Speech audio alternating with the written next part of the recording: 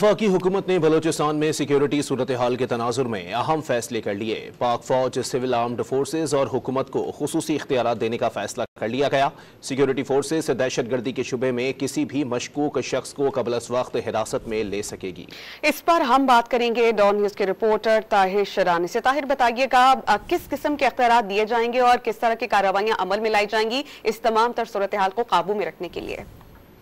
देखें, वफाकी काबीना ने वजारत दाखिला की समरी पर इंसदाद दहशत गर्दी एक्ट 1997 में तरमीम करने की मंजूरी दी है और इंसदाद दहशत गर्दी एक्ट 1997 के सेक्शन 11EEE में तरमीम के लिए कानून साजी करने की वफाकी काबीना ने हिदायत की है और एक सनसेट क्लॉज शामिल की जाएगी।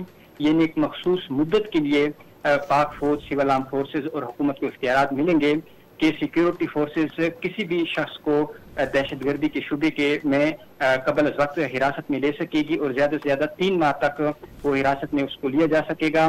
सिक्योरिटी फोर्सेज को दहशत गर्दी के खिलाफ मजीद मौसर ऑपरेशन के लिए कानूनी तहफ़्फ़ुज़ मिलेगा।